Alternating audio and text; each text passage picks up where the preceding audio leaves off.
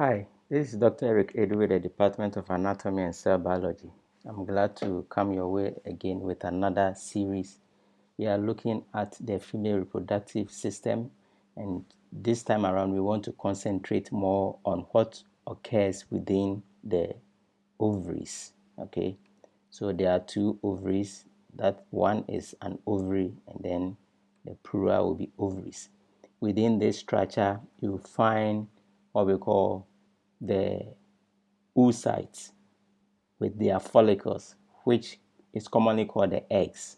Okay, so within this you find the eggs. The eggs are at different stages of maturation. I said that the total eggs that any woman will have is already captured and embedded in these ovaries before she is born. Now, when the sperm and the egg meet, the sperm, if it's carrying the X chromosome, and obviously the egg will be carrying X from the mother, so the X sperm from the father, X egg from the mother unite, you have two eggs. That becomes a female. Okay, so by the 7th week, the eggs would have been, occupied ovaries. They would have occupied the ovaries, and then they will start their division. There are two meiotic divisions that they undergo: the first meiotic division and second meiotic division. The first meiotic division starts within the womb while the baby is still in the womb and is arrested at prophase 1.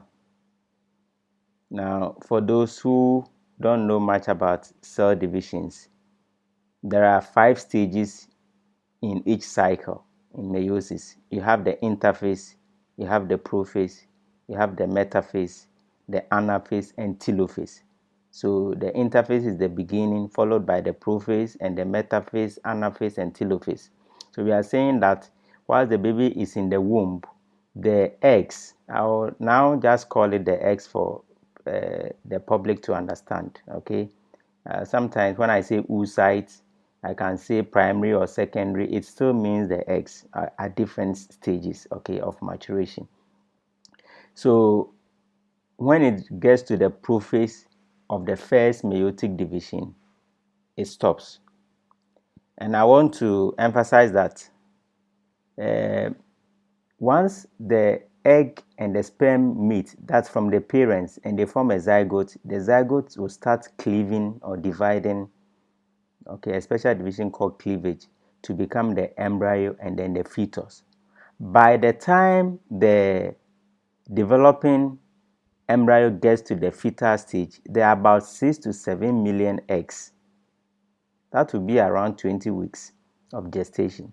About 6 to 7 million eggs. Then by the time the baby comes out, that is at birth, these 6 to 7 million eggs will reduce to about 1 to 2 million at birth. Somebody will ask, why has it reduced drastically? Not all the primordial germ cells, and for that matter, the primary oocytes in the primordial follicle, those that are just beginning the early stages of development, will mature to term. Some of them will die along the way. They will degenerate and become atretic. Okay, it will be absorbed by the body of the developing fetus. So that is why you have this reduction. Then at puberty, the girl will be having about 300,000 to 400,000. So it has reduced again from the 1 to 2 million at birth to about 300 to 400,000. Then each month, if everything goes on well, one egg will be ovulated. So by the time the woman is at her menopausal stage, she will be having less than 1,000 eggs left. Okay, so that is what happens. So once these developments go on and the first meiotic division is arrested at prophase 1, it is only during the pubertal age that one of the developing, those thousands and millions of eggs that have started developing, one of them will be likely to complete the first meiotic division just prior to ovulation. Okay, then it completes the first meiotic division and is ovulated. If it's likely to meet a sperm, then it will start the second meiotic division and complete it. In fact, by the time ovulation occurs, when the first meiotic division is completed, the egg will start the second meiotic division, but it will be arrested again at metaphase 2. It is only when a sperm enters it that it completes that second meiotic division. So any egg that is ovulated and is not fertilized, it is at the secondary oocyte stage. It starts as a primary oocyte. Once it completes the first meiotic division and starts the second meiotic division, it is called a secondary oocyte. If it is not fertilized, it will remain as a secondary oocyte. If it is fertilized, it will become a mature oocyte. Okay, because it would have completed the second meiotic division. If it is not fertilized, it will still remain the secondary oocyte state because it will be arrested at metaphase 2, which means that it has not completed the second meiotic division. Okay, this is quite technical. So that is what happens. And then if it is fertilized, you are going to have the male nucleus, which was in the sperm, uniting with the female nucleus. We call that the pronuclei. So female pronucleus and then the male pronuclei will unite. Even for fertilization, it is a process, a whole process, stages. Okay, the sperm does not just enter the egg like that. Okay, there's a process. There's a first stage, second stage, third stage. It has to go through certain follicles we call corona radiata, go through the zona pellucida before it enters the cytoplasm and unites with the nucleus.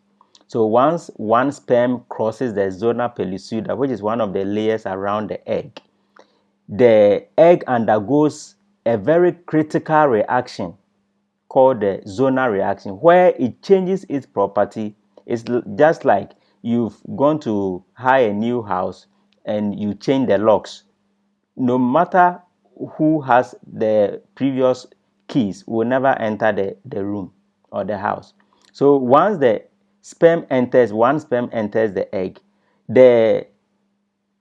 will change its morphology, okay, and then prevent any other sperm from entering. So we say that it prevents polyspermy, and this is good because if that does not happen and several sperms can enter, it means that every sperm that is entering is carrying its own chromosomes. You are going to have multiplication of chromosomes, and that will not be a viable zygote.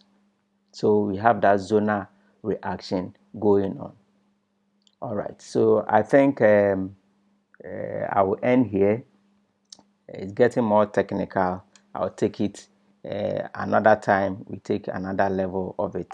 I hope this helps.